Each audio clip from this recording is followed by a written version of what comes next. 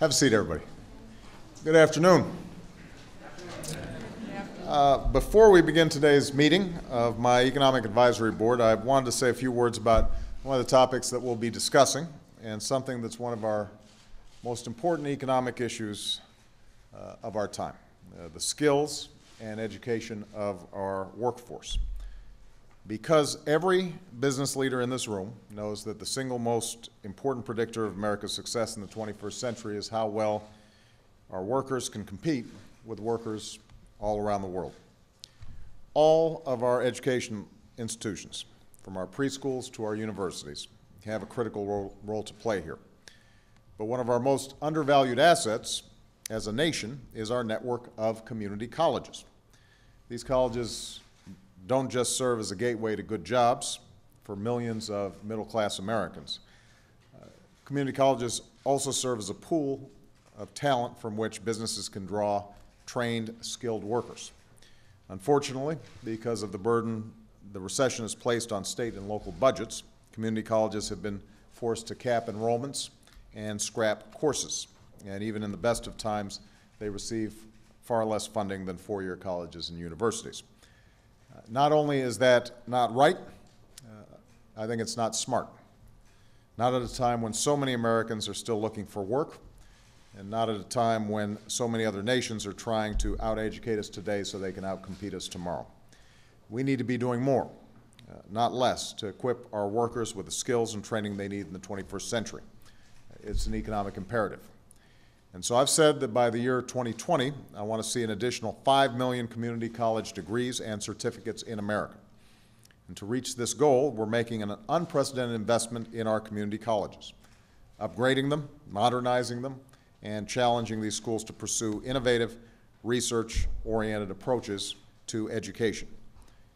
And I've asked Dr. Jill Biden, a community college educator for more than 17 years who's with us here today, to help promote community colleges around the country and lead the first ever White House Summit on community colleges, which will be taking place tomorrow. And I've asked this Economic Advisory Board to reach out to employers across the country and come up with new ways for businesses, community colleges, and other job training providers to work together. The results of their effort is an initiative called Skills for America's Future, which we'll be talking about today. And I want to thank Penny Pritzker and I believe Anna Berger, and perhaps some other folks around this table for putting in enormous amounts of time on this initiative. The idea here is simple. We want to make it easier to connect students looking for jobs with businesses looking to hire. We want to help community colleges and employers create programs that match curricula in the classroom with the needs of the boardrooms. We've already seen cases where this can work. Cisco, for example, has been working directly with community colleges to prepare students and workers for jobs ranging from work in broadband to health IT. And all over the country, we know that the most successful community colleges are those that partner with the private sector. So Skills for America's Future would help build on these success stories by connecting more employers, schools, and other job training providers and helping them share knowledge about what practices work best. The goal is to ensure that every state in the country has at least one strong partnership between a growing industry and a community college. And already companies from UTC to Accenture to the Gap have announced their support for this initiative, as well as business leaders like my friend Penny Pritzker and Aspen Institute's Walter Isaacson. I hope other business leaders will follow suit, and I'm also setting up a task force to work directly with the business community on this effort. This is one of those ideas that just makes sense. Investing in the skills and education of our workers and connecting them with potential employers is something that we should all be able to agree upon, whether we're Republicans or Democrats, business leaders or labor leaders. But it can only happen if we maintain our commitment to education. And so let me just make one last point before we start a broader discussion. I realize that we're facing an untenable fiscal situation.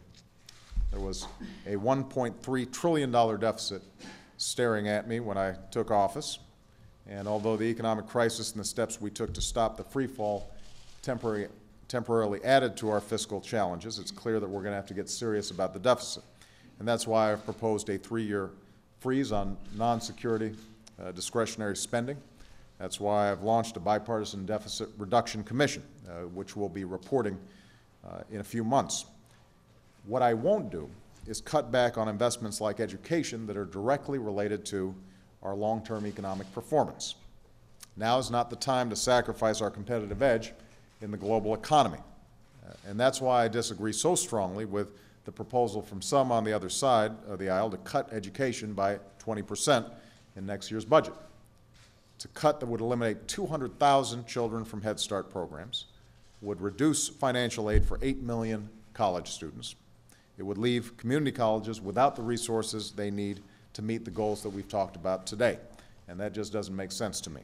So I'm happy to have a debate about this issue in the coming months, but one thing I know is that this country will be stronger if all of our children get a world-class education. That means, by the way, not just money. It also means reform, and I'm glad to see Arne Duncan sitting here today, who's done as much to promote significant reform across the board than just about any education secretary in recent memory.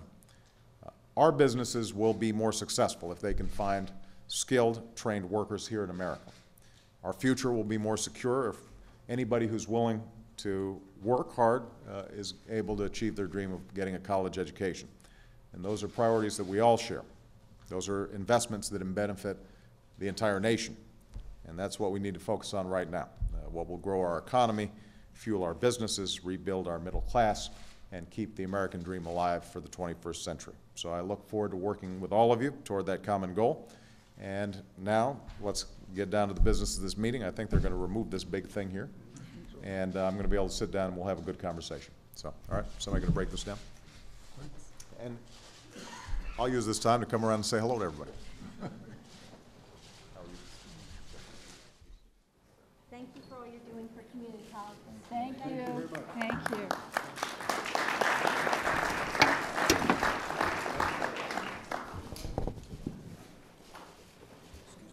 Excuse me.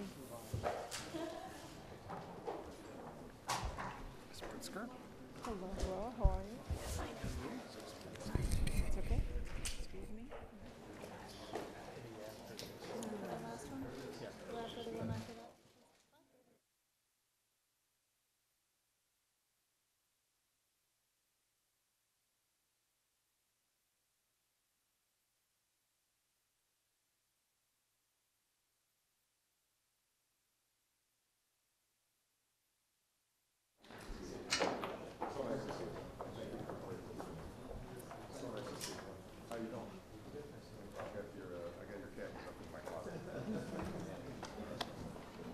All right. Okay. Thank you, sir. All righty. Well, let's dive in. My understanding is that, and you tell me, Mr. Chairman, but I think that you are going to open up and introduce the subject, and then we're going to hear from Penny and Anna, both of who worked very diligently on the Skills for America's Future. Well, let me say, first of all, we appreciate your presence and welcome your secretaries and advisors here, Secretary Geithner and Duncan and Locke. I tell you, we ought to have some impact on something. And we have a feeling that, you know, we've made some contributions in the past. I might even mention regulatory reform, but infrastructure bank, which you've just been talking about, and weatherization, Homestar.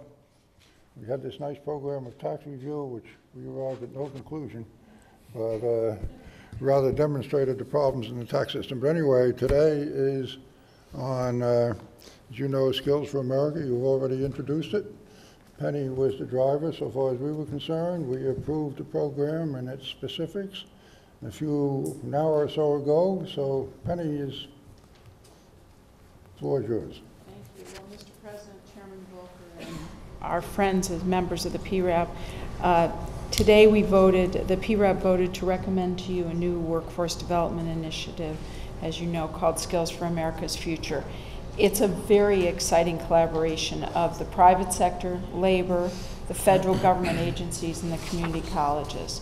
And during the past year, the PERAB subcommittee on education and training has talked with scores of employers, educators, labor, and policy leaders to solicit their views on workforce development challenges.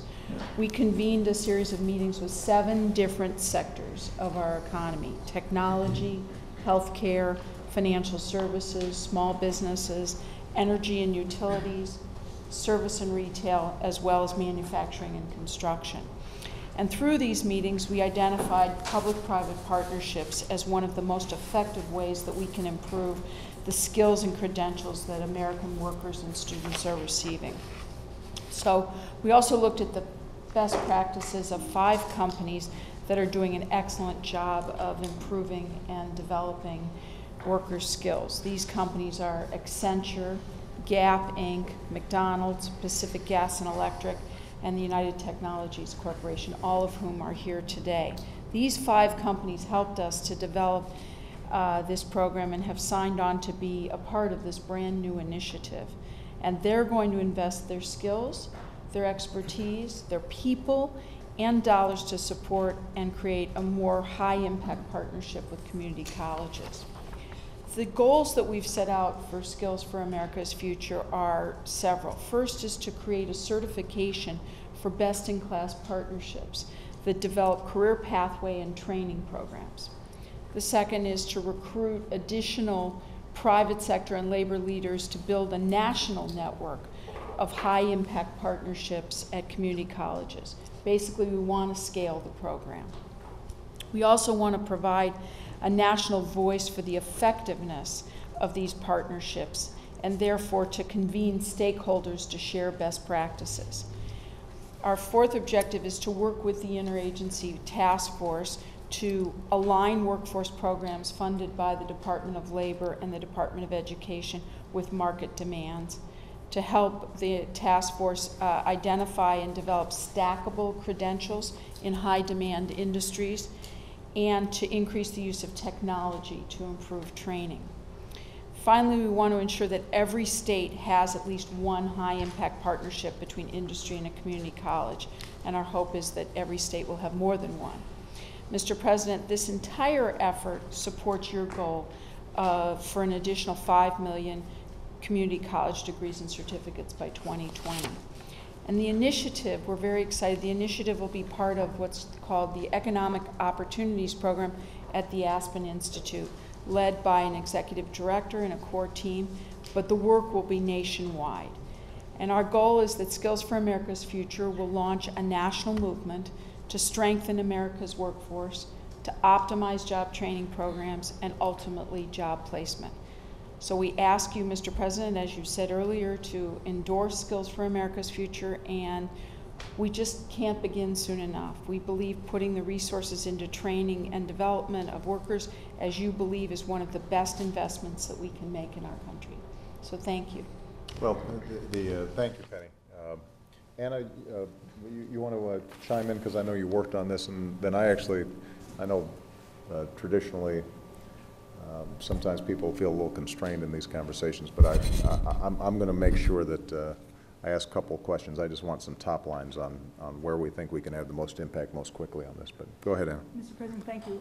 I would say on behalf of the whole President's Economic Recovery Advisory Board, you really have given all of us an opportunity to come out from different perspectives and strategize around common issues that we all confront. And I think that the training discussions that Penny led brought us all an opportunity to hear from business leaders, education leaders, union leaders, and practitioners, and really get into what were the obstacles about in us being able to prepare the workforce for the future. We heard it from all different perspectives, and we were able to grapple with all of those. And so we heard what it was like for a worker who was struggling to get by, to figure out how to take advantage of opportunities at community colleges and elsewhere, at the same time as supporting their families. And we heard about employers who were struggling with finding the right talent at the right time, and community colleges having a hard time trying to understand how to get ahead of the economy and not just doing what they did before. And so these sessions gave us all an opportunity to learn from each other and understand that we have a long way to go. But but that if we do it together, that we can really get someplace much further. And as our economy changes, and as people are struggling to hold on to their jobs and think about their future, we have these incredible opportunities. So from healthcare reform, as we move from a sick care to a well care program, we have the opportunity to create better jobs for home care workers to be in the community and retrain critical care workers to take care of people to keep them well as opposed to when they're getting really sick. We have the opportunities for the work that we've done through Homestar and really thinking about how we can use the training centers that the laborers and others have across this country to bring people out of the community and retrofit our communities, and at the same time move them through the economy and give them greater skills so they can be building engineers and take on greater responsibilities as well. And we heard from manufacturers about all the possibilities that we have in terms of turning our economy around and being a manufacturing base again if we have the workers who have the skills that we need. And we saw collaboration in a way that I had not seen it before. And we think that this opportunity, this initiative, gives us a way of being able to have a real public-private partnership where workers and employers can be at the table, where we can actually bring our resources together and think about how we get from where we are today to the 21st century as quickly as possible. So I was honored to be able to be part of this, and I think that this initiative that we all voted on today, that we hope that we can all embrace, can make a difference for working people today and in the future. Well, I'm very encouraged, and I fully endorse it. I'm looking forward to being behind it 100%. I am interested, and maybe folks like Jim Skinner or others who are already doing this kind of work, and you guys may have already gone over this, but I'd be interested just in figuring out, when we look at the best practices, Penny, what 2 or 3 elements stand out, so that if we're planning to scale up, what are some indicators that this is the kind of workforce training that's going to work? This is the kind that's a waste of money and time that we have to revamp. Is it primarily businesses having spoken to the community colleges ahead of time and designed, help them design it so that they know what skills are needed? Is a lot of it simply a matter of remediation, in which case, you know, we've got to do more work K through 12 to make sure that folks are up to speed? You know, and obviously this will vary industry by industry, but I don't know if either you know, Jim or Glenn or somebody who are already doing this, whether you guys have any thoughts on this, or Penny, based on all the conversations you had. Well, I'd be happy to speak up. The selfish viewpoint of McDonald's, of course, around talent management, leadership development, because we're a growing company, is making sure we have the skill sets in our workforce that are capable of delivering on our strategies. Now, that has an enormous impact on America, because if you look at the work that we're doing, which is centrally focused on English under the arches. It's not about our people being able to speak English. It's about them being able to communicate more effectively, be more competitive in the workforce, and be associated with community colleges so that they can further their education. And we're going to expand that by 30 sites and another 1,000 managers. We've impacted 1,000 or plus managers already. And the opportunity for them then to further their education. Roger, you asked earlier the question about the connection to four-year colleges. This gives them the opportunity to get credit in community colleges. We're willing to give our intellectual property to the community colleges and put these programs to work. And they're all audited and supported by the community college professors. And it's 110 hours, 22 weeks, and it already is showing a dividend, certainly for us in the workforce. And not all these people stay with McDonald's their entire working life. They go somewhere else. And so I think we're contributing to the growth of these individuals for the workforce beyond what they might be doing today at McDonald's. And that's how we're connected with the current program, and we do a lot more, as you know, around talent management, leadership development. What do you want? A little different than Jim's. I'd say the investment we're making is really focused on leadership. And you know, if you look at Jim's business and our business, it's not uncommon that we have 26, 27-year-old men and women who are running $5, $6 million businesses, and they have 70, 80 employees.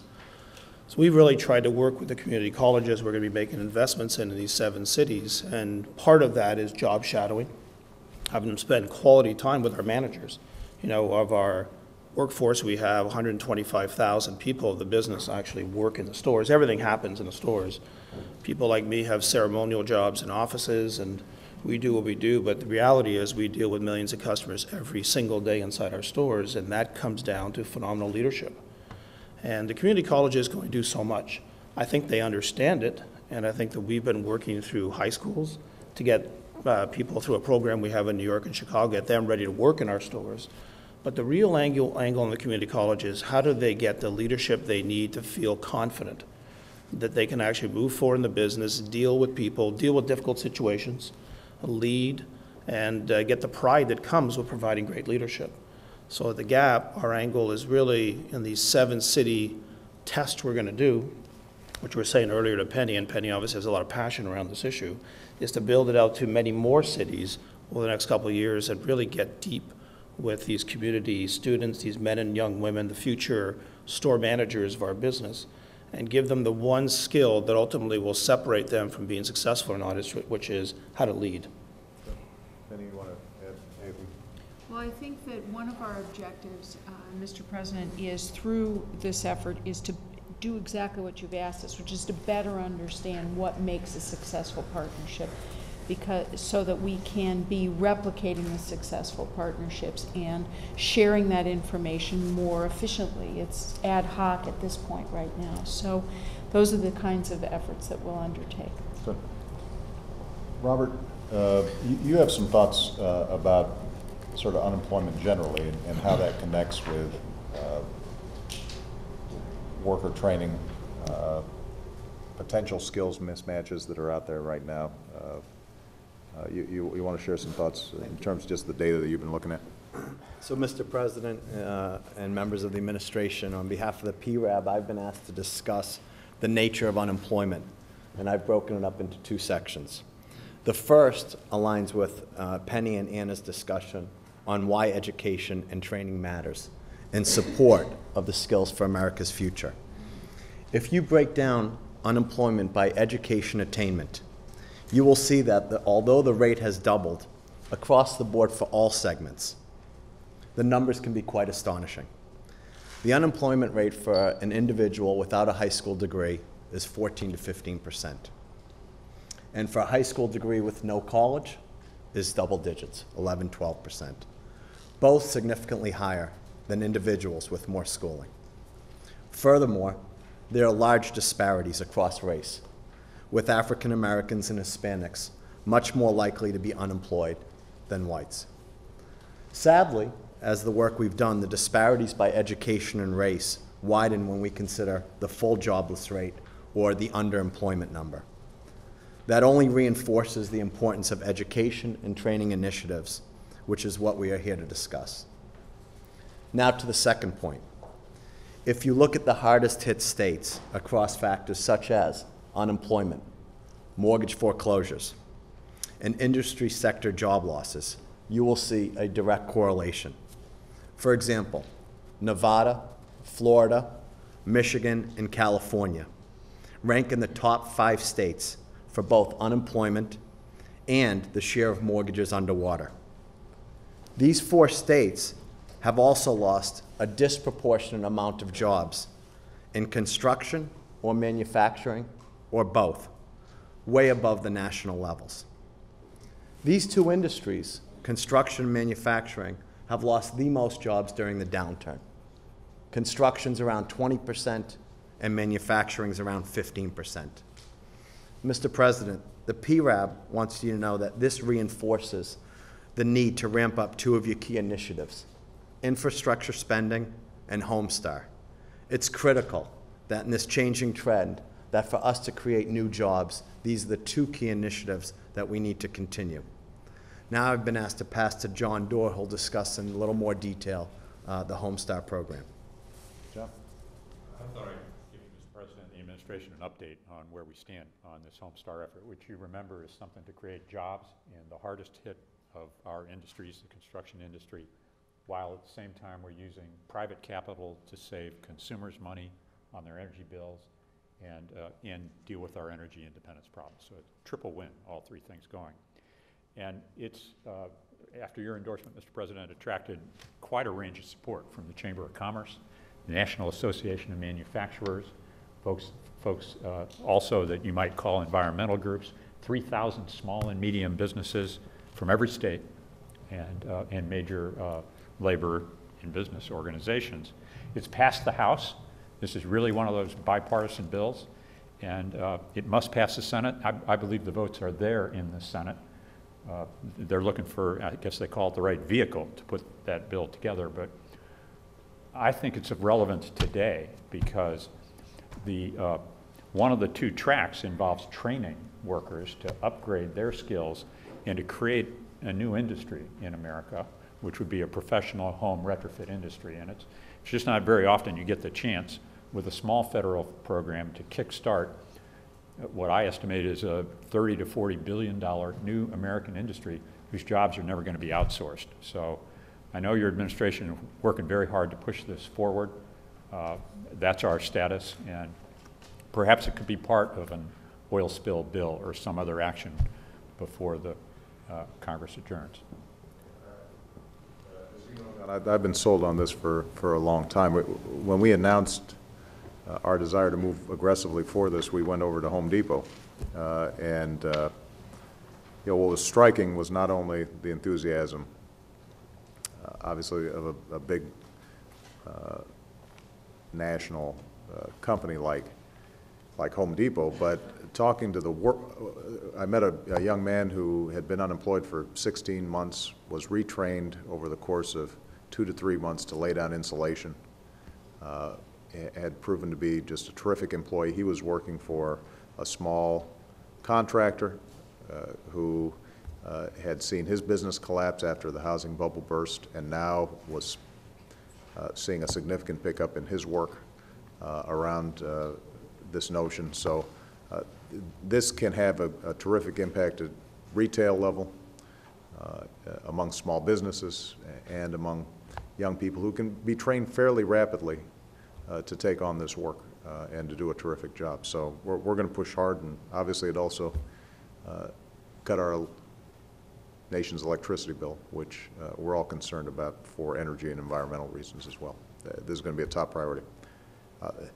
Jeff, do you want to talk a little bit about how you see this from for a company that operates internationally, and obviously you and I have spoken a lot about how we can boost exports. One of my main goals is boosting exports. We're going to need a good workforce to do it. So, Mr. President, the export markets remain strong. I was in Asia the last couple of weeks, and again, the economies remain very strong.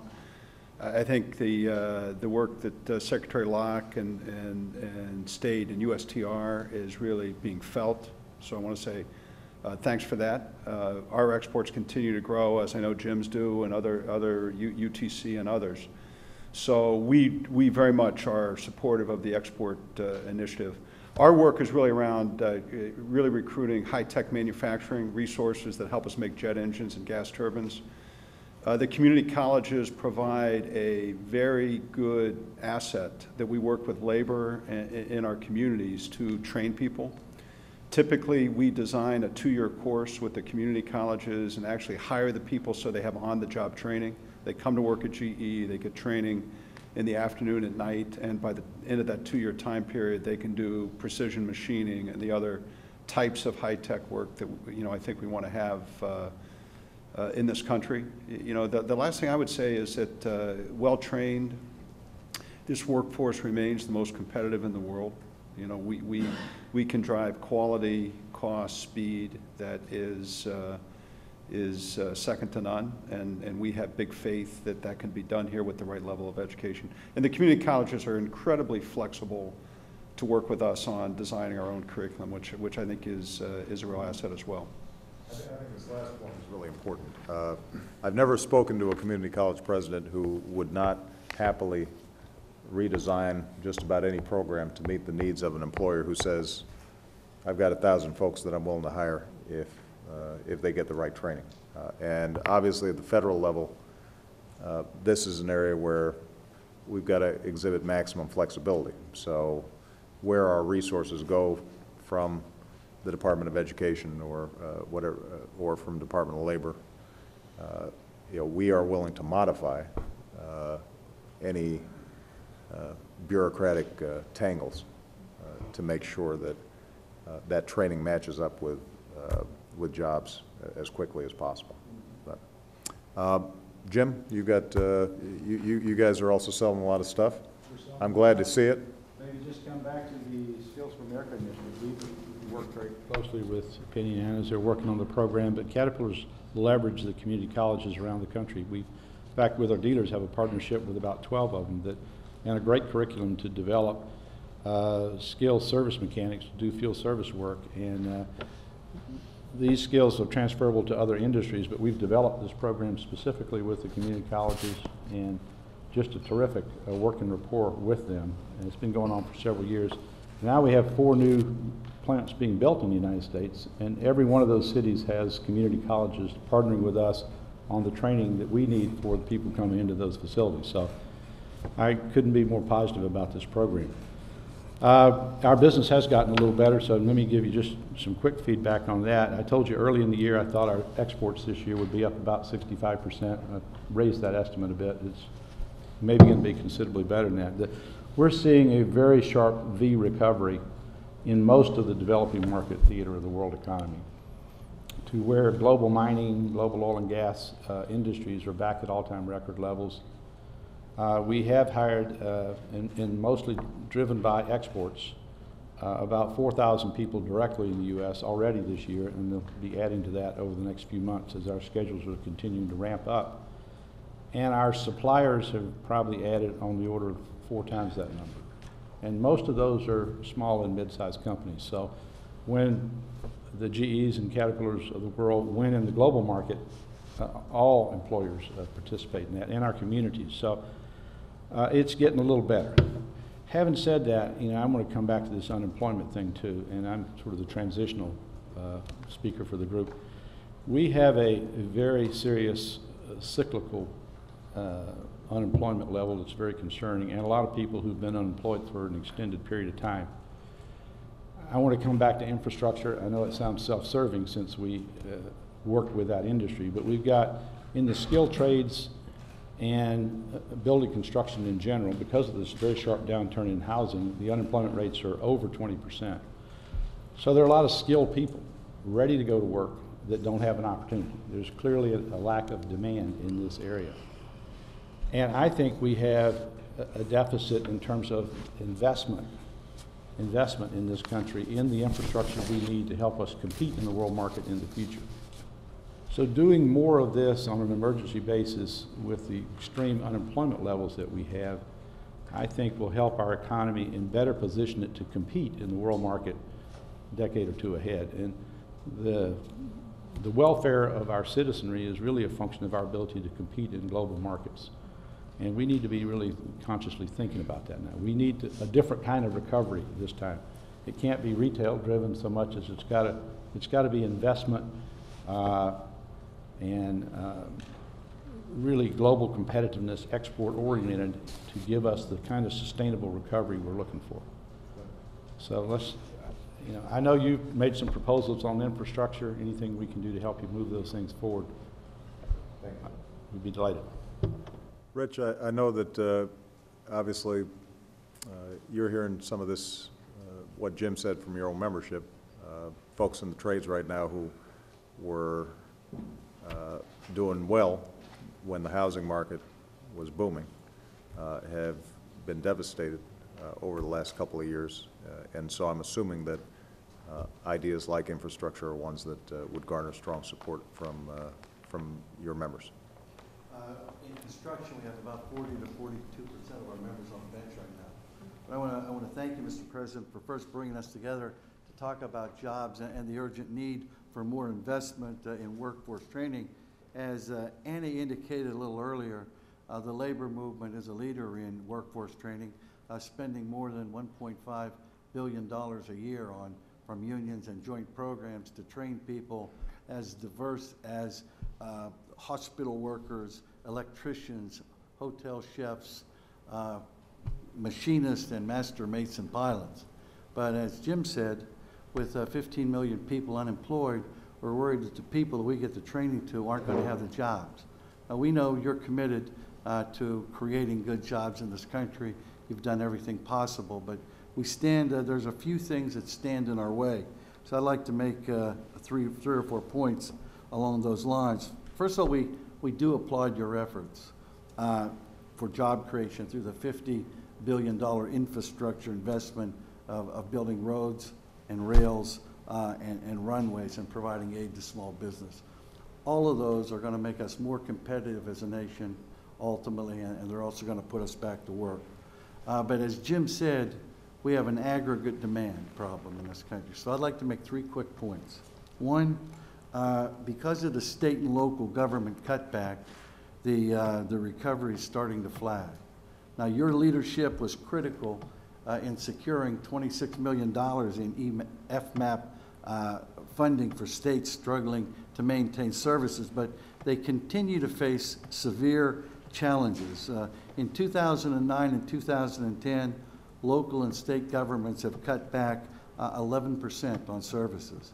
And the 2011 spending level is projected to be 7.6% below the 2008 levels.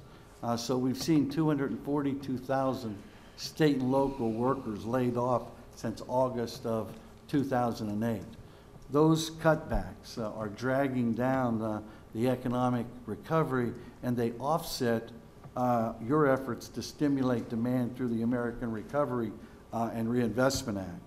The second point I'd make very briefly is the need to address structural changes, primarily currency manipulation, if we're going to succeed in restoring good middle-class jobs. And we appreciate what your administration is doing and the increasing focus that you're putting on this thing. China's the main culprit, but there are several other Asian countries that are following suit. Our estimate is that the yuan is about 40% undervalued, and it grows over time, and that the Chinese government's systematic intervention in currency markets is a blatant violation of its obligations. So we think quick action along those lines could have a fast payoff in terms of stimulating American jobs, exports, and manufacturing. And the last point is we think we need to rebalance our economy in order to succeed globally. Because if the United States is going to be a high-wage, high-performance, export-led economy, it needs to do three things that the other successful, wealthy, industrialized exporting countries have done. First, invest much more in education and lifelong training, which is what we're recommending that you do today. Second, continue to invest in modern infrastructure, as Jim Owens has discussed earlier, including transportation, communications, and clean energy for the 21st century.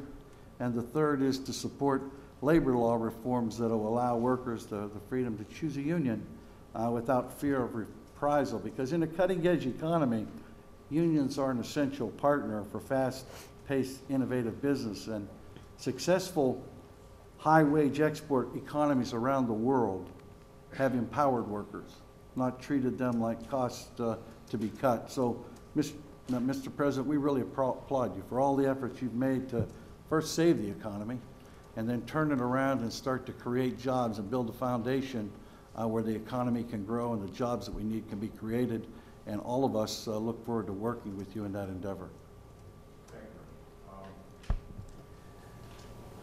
All my economic team, Tim, Larry, now Austin, as the head of the CEA, my cabinet secretaries at Commerce and Education, Labor. We spend a big chunk of each week, and have for the last 2 years, trying to optimize the nation's economic performance and the recovery in light of a couple of things that have already been mentioned. Obviously, the severity of the downturn. Historically, financial crises bring about recessions that are deeper and longer lasting than the normal business cycle recessions.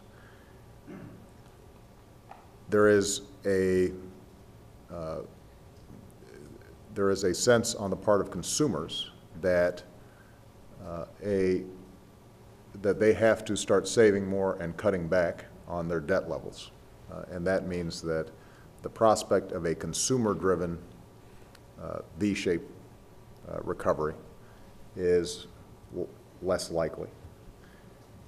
And we're in a fiscal environment in which we were already in debt, which means that some of the traditional tools that we have are more difficult to apply. We essentially have to apply the accelerator and the brakes at the same time. But two things that I think might be worth focusing on in the remainder of our time would be, one, the issue that's already been raised, the issue of aggregate demand. Are there ways that in a cost-effective fashion we can boost aggregate demand? And the second thing we should talk about is uncertainty, because one of the things that we do here, obviously this has been prominent in the business press, is the notion that, well, companies are now making a profit again, they're sitting on a lot of cash, but they're unwilling to put that cash to work investing because they're concerned about uncertainty, whether it's legislative, healthcare, financial regulatory reform, or taxes and the outlook there. So I'd be interested in hearing some thoughts from the group on both those items. Martin, I will start with you and see if there are some strategies for boosting aggregate demand that would garner your support, knowing that you are obviously concerned about our long-term fiscal outlook. Thank you very much, Mr. President. Yes, you're right. I am very concerned about the size of the out-year fiscal deficits.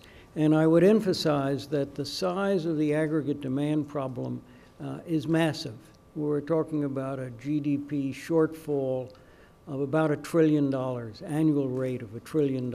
That's the size of the gap between the GDP today and what it would be if we were operating at full employment. And that's why we have about a 10% unemployment rate. So what can be done? Well, I think one thing, I have thoughts about three things. First, fixing the housing markets, the residential housing markets. With the end of the first-time homebuyer credit, I think we're beginning to see house prices coming down again. I think that's likely to accumulate more falls in house prices. That'll cut consumer spending, and it makes it harder for people to move from where they are to where the jobs are. The administration's policies, as you know, have focused on helping people who are having a hard time meeting their monthly payments, on mortgage modifications that cut the monthly payments, but they don't deal with the major problem of individuals who are underwater in their mortgages, who owe more on their mortgages than the house is worth. And that's about 30% of all of the people who have mortgages. They owe more, and the average ratio of their debt to the value of their home is about 130%. So it's not surprising that we're seeing increasing volumes of foreclosures and defaults, and that can only get worse if house prices fall. So I think an expanded, aggressive strategy to deal with principal modification is really necessary. The second thing is helping businesses get loans so they can expand their hiring and expand their businesses, helping small businesses in particular. And the key there, as I see it, is that local banks are cutting back on their willingness to lend because of their expected losses on commercial real estate. Congress recently passed your plan to use $30 billion of TARP money to inject capital. It remains to be seen how much the small banks are going to be willing to take up some of those funds, but I think more can be done. In particular, what I think could be done is to allow the small banks that sell impaired loans to the public-private investment partnership or to others to amortize the resulting losses of capital over several years, say 5 years, so that if they sell off an impaired loan that cuts their capital, instead of being forced to cut back on their lending, they would have a period of time over which to do it. And the third thing deals with the tax rates. As you know, I think that the current tax rates should be continued for 2 years for everybody, but with no legislative commitment after that. I think the 2-year extension would help to keep demand alive at a time when the economy is weak, and the notion that it would not continue after that would take some $2 trillion off the size of the national debt at the end of the decade, and that would give a boost to confidence that the administration is really focusing on bringing down the out-year fiscal deficit. So I think all three of those can help, can move in the right direction, and they do so without increasing the fiscal deficit. Obviously, we may not have time to pursue it today.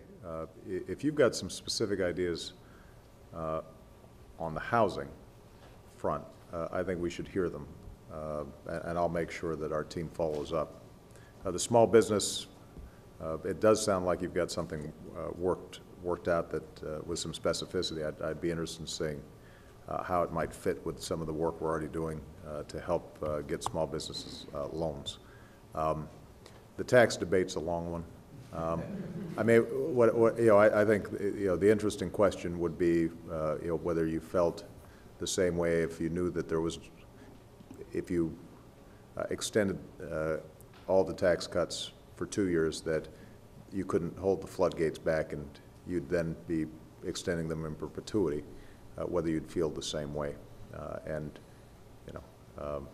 think what could be done after 2 years will depend on whether there are other reductions in the out-year deficits. If the Fiscal Commission or if the administration can find either savings on the spending side or changes in tax expenditures so that the outlook is more favorable, the fiscal outlook, then maybe a modified version of continuing the tax cuts. But I think drawing the line at the end of the 2 years is better than a commitment now to continue indefinitely.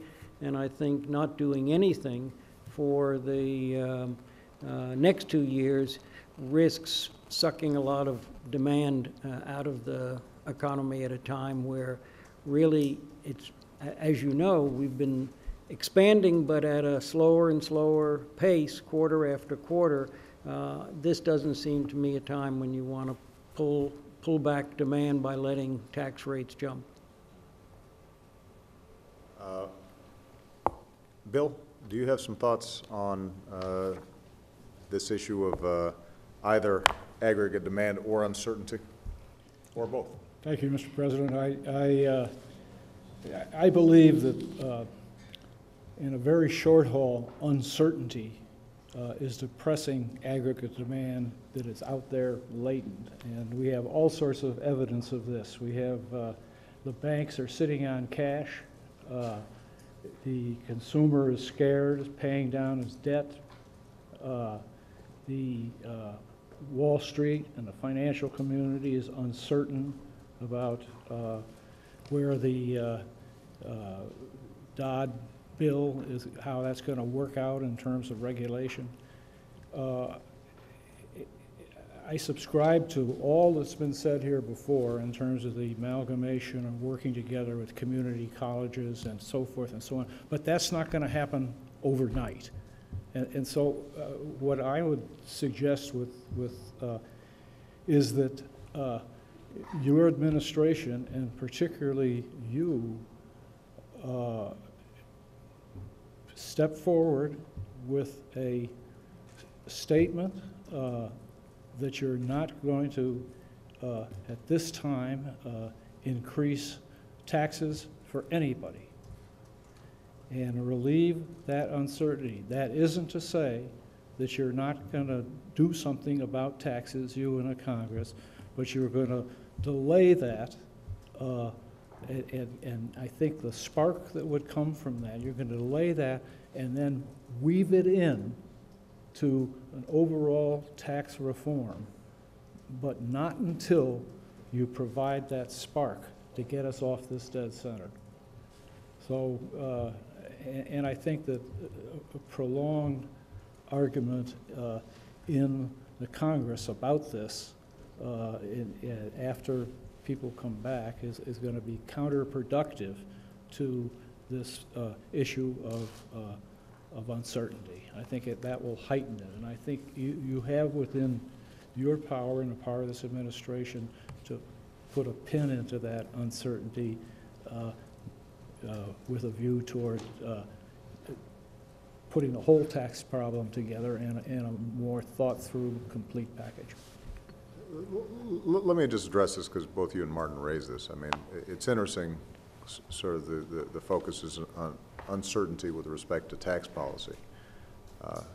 Keep in mind that my administration has already been very unequivocal in saying that we will not change taxes at all for 98% of Americans, which you'd think would provide some level of certainty. That with respect to aggregate demand, I don't know any economist, including, I think, Martin, who would argue that we are more likely to get a bump in aggregate demand from $700 billion of borrowed money going to people like those of us around this table who I suspect if we want a flat screen TV can afford one right now and are going out and buying one. If we were going to spend $700 billion, it seems that we'd be wiser having that $700 billion go to folks who would spend that money right away if we were going to boost aggregate demand. And the consequences of extending the upper income tax cuts, based on what we've already heard fairly explicitly in the political environment, is that you do that now, you're going to do it forever. There's not going to be necessarily a deal that says, as Martin, I think, an entirely respectable position is to say, extend them all for 2 years and then they go away, right? I mean, that's an intellectually consistent position. But that's not really the position that is being promoted up on Capitol Hill. And so the question is, if I can achieve certainty for 98% of the people affected by the tax code, and there's an argument about the 2%, primarily because there's also great uncertainty about our deficits and how we're going to pay for those over the long term, why wouldn't I go ahead and promote certainty on the bulk of these taxes? And also, in that way, preserve some flexibility to do something about a deficit which everybody says is out of control and that we're going to have to do something with immediately. I will allow Martin to respond only because I named him in my comment. And then I'm going to bring in the big guns. I'm going to have Laura come in. So go ahead. Go ahead.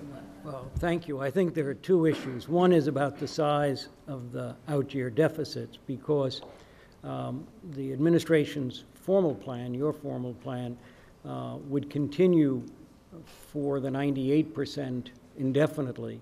And so that's the extra $2 trillion that people worry about. But I think the impact of the tax increase for the high income, who represent about, as you say, 2% of the taxpayers, but about 50% of the tax dollars, the impact is one of attitude, confidence.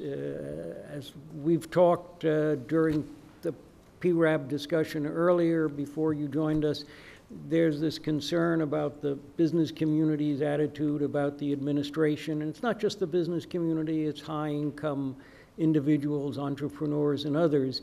And so the increase in the tax on those individuals is a signal that the administration, that they're going to have to pay higher taxes, and it may be even more going forward. But so it's more than just the mechanical whether they can afford another flat screen TV, but how they think about their business life and economic life going forward.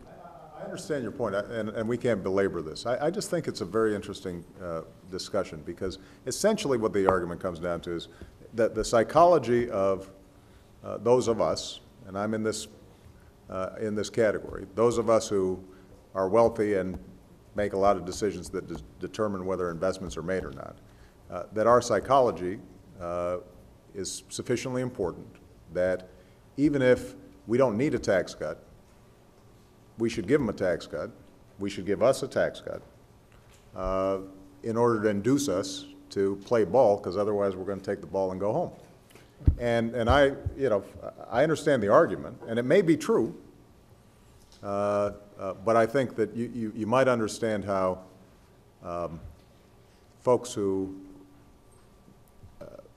have, as you pointed out, seen their home go underwater by $100,000, or have lost their jobs, or having trouble making ends meet, and they're thinking, boy, I could use tax relief right now. They might feel like they're being held hostage here. And that they also know that down the road we're going to have to make decisions about spending cuts to offset whatever tax breaks or expenditures we put out there. And that they, in the weaker position, are going to be ones who are really hurt. So this is something that we're going to have to wrestle with as a society, particularly given, Martin, that the group that you're talking about that you said psychologically might need a tax cut are the folks who disproportionately have been benefiting over the last 2 or 3 decades from all the growth in productivity, so that they have a larger share, we have a larger share of income and wealth than we have at any time since, what, the 1920s? You probably know the statistics better than I do. So, Laura, do you want to, let me actually get some economic help here. Well, I didn't come prepared to talk to the tax issue. I will say a couple of things, having listened to the discussion. One is I'm struck by the fact that a lot of the companies we talk about having lots of cash, where it sits, if you read the report, say, of the Business Council, Business Roundtable, National Association of Manufacturers, if you listen to the CEOs of big companies sitting here, this tax issue doesn't come up. So I don't really believe, and I don't think there's evidence that we can point to document that the uncertainty about what's going to happen to the tax rate of the top 2% of Americans who have the share of income now that they had in 1928, that is really what's holding the economy back. I just don't, I'm not convinced, and I don't hear from the business community in general that that's the issue. If they're going to talk about taxes, the business community that I know with the large amounts of cash that could employ large numbers of people are more likely to talk about corporate tax reform. They're more likely to talk about repatriation. They're more likely to talk about deferral. They're not talking about their particular income tax bracket. So I just am not convinced. And finally, I didn't come prepared to say this, but I would say I just go with the CBO here. If you take the money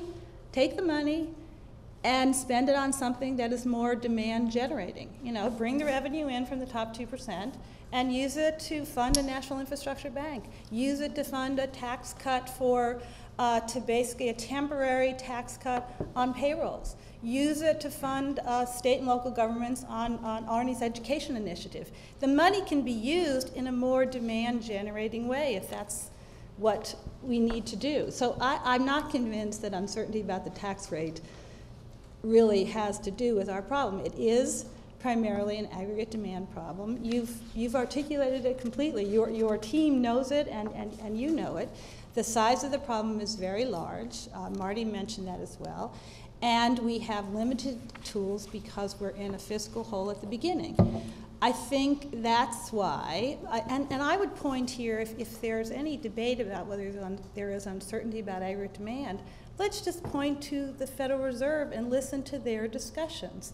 Their discussions indicate that they are very uncertain about the state of aggregate demand, and that they are beefing up their toolbox of things they can do if things falter more than they expect. So there is a huge amount of uncertainty about the course, the strength of demand. It's weak, and we don't know how fast it's going to recover. That's the reality. So what can you do on the fiscal side? I think what you have been doing and what we have been talking about are the things we really have to focus on. You have to focus on things where you can spend a limited amount of funds, perhaps by taking in the revenue from the top 2%, but you can spend some funds on projects like infrastructure that both create demand now because they hire people to do the projects now. That's what Jim has been talking about from the beginning, the importance of infrastructure as a way to hire people now. But brilliantly, such projects also create supply for the future. They also make us more competitive for the future. And furthermore, if you fund a lot of these projects through public-private partnerships, they will be paid for. They don't add to the long-run deficit. And also, there's this wonderful thing of leverage. You know, the CEA report on the stimulus package in July there was a very good last section there saying about 300 to 400 billion of the stimulus package, or actually I guess it was 100 to 200 billion, had leverage with the private sector of 3 to 4 times. That's the kind of project where a little government money on an infrastructure project can bring in a lot of money. A little money on alternative energy can bring in a lot of money. A little money on R&D. So I would urge you to think about leverage where a dollar of fiscal spending, and this is spending money primarily, or targeted tax relief can leverage a lot of private money. And of course, what we're talking about, how we started the program today, is exactly that. We're talking about partnership where the government isn't putting in many resources at all, it's putting in some, but you mobilize the private sector. So that's, aggregate demand is the issue.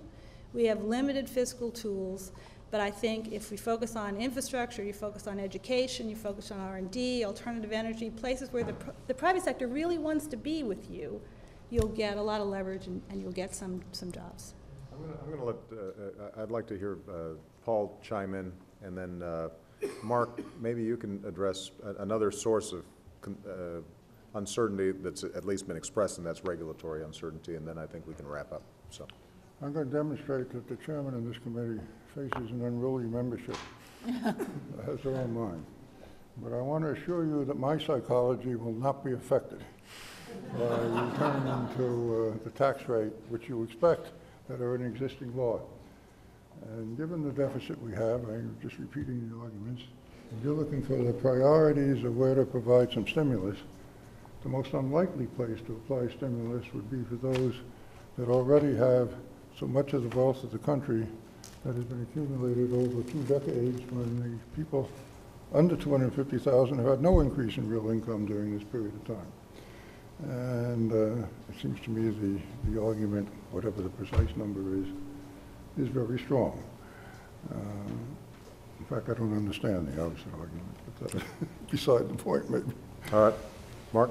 I have a couple quick comments on what's been said before and then on regulation. What Penny drove in this process for me will ultimately lead to a crisp answer to the question you were asking about what works. If you're able to analyze this broadly across the country, then you can figure out what's working, what's not, and what's getting the best return. And when we talk about uncertainty, Marty's comment, which in many ways I agree with on housing is so driving profoundly the problems in the country. One of his comments was, look, I think we should aggressively deal with principal modification, that whole discussion. Well, if you want, the other side of that is if you really want to increase uncertainty, go deal with principal modification, okay? Because there's a whole market out there that's assuming you're not going to deal with principal modification. So I think that's why you're paid, you know, the big bucks, I guess. You know, you have to figure out which of these two it really is, because that narrow issue could really create more uncertainty than it's solving, at least if it's done in a incorrect way. On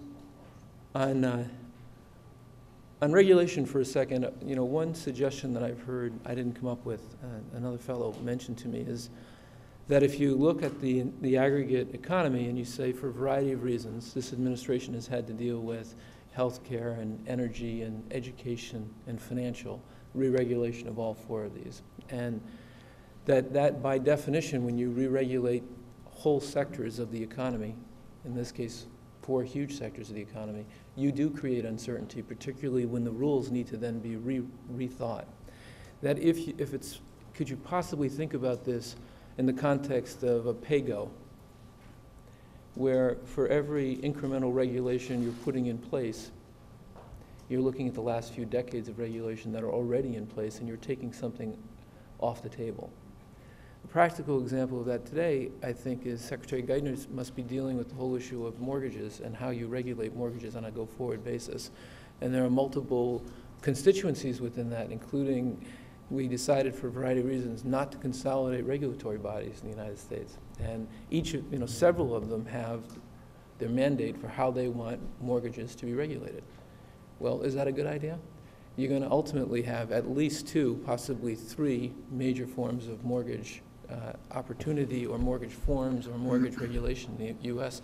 And it seems that if you couldn't get rid of, because for whatever reason politically it wasn't the right thing to do, these multiple agencies, if the objective is to provide clarity to the consumer and to the financial institutions of how a mortgage is done, then maybe you come up with one mortgage, one way to approach that, as opposed to 3 separate ones, which is probably where it's going today. So whether the concept of pay-go could completely apply or not, if you were to provide a clarity to the administration that it's not just added regulation, there's something else that has to come off the table, I think that would go a long way to, or at least part way, to dealing with some of Bill and Marty's comments. Well, I want to pick up on this because I think, Mark, you did a masterful summary of some of the challenges we faced. The reforms that we saw, let's just take the financial sector. I think most of us would agree that the rules that had been in place weren't working. If they had been working, then we wouldn't have found ourselves in the mess that we were in. By definition, if you are reworking the rules for a financial sector that had grown to 30% of our economy, then that's going to be disruptive, and that's challenging. I think you are absolutely right that having taken a series of steps that were necessary, it's important now that there is a period of healing and consolidation and implementation that is less disruptive. And I also think that part of that process involves going through what's already on the books to see, are there areas that have outlived their usefulness, that no longer serve a function, particularly if you've got a new set of rules in place that are going more directly to current economic arrangements. And so OIRA, the agency that's charged with looking through rules, I mean, part of what we've been in discussions with them about is how do we take old rules off the books, not just add new rules on. And that's something that we want to move forward very aggressively on. In fact, when the Business Roundtable came to us with a list of things that they felt were adding uncertainty, I mean, I will tell you, some of the things they had on the list, which were equal pay for equal work laws, our attitude was, feel certain that I think women should be paid as much as men. And, if you should just take that to the bank, that's something that I think is the right thing to do. There were other areas where they had some legitimate concerns that you had contradictory regulations that were working at odds with each other and really at this point didn't make sense. And what we're trying to do is go through very systematically to see where we can eliminate unnecessary red tape, unnecessary bureaucracy, regulations that have outlived their usefulness. And what we're also trying to do is make sure that in the implementation of the new rules that have been put in place, that there's a collaborative process so that people have input and can get some confidence that these aren't just being put together willy-nilly. I will tell you that there are some examples, the one you just raised, for example, if we've got too many forums that are regulating mortgages, where we fought pretty hard to try to streamline it. It was tough. You know, there are a whole host of jurisdictional and political issues that come up, and we'll continue to try to work on that front. But I think your general point that you can't just add new laws without taking away some that don't make sense is important. I also want to pick up on the point Laura made about taxes. We'll have to have a longer conversation about why we think businesses choose to invest or don't invest, where the sources of uncertainty are. I've said publicly, and Tim and I and Larry and Austin and others have talked extensively both in private and publicly. We would be very interested in finding ways to lower the corporate tax rate so that companies that are operating overseas can do so effectively and aren't put at a competitive disadvantage. We'd like to do so and figure out a way to do it that's revenue neutral. Because, you know, as you pointed out, just as some of Martin's prescriptions might in some cases add uncertainty, and so we end up having contradictory imperatives. The same is true on tax policy. You know, look, I'd be the most popular president on earth if I could just eliminate all taxes, except then people want to pay for stuff and also want to make sure that we're closing our deficit and make sure that Social Security and Medicare are there for future generations, and make sure that our kids are learning, and make sure that we have good roads so that we can drive to the Gap or McDonald's and spend our money.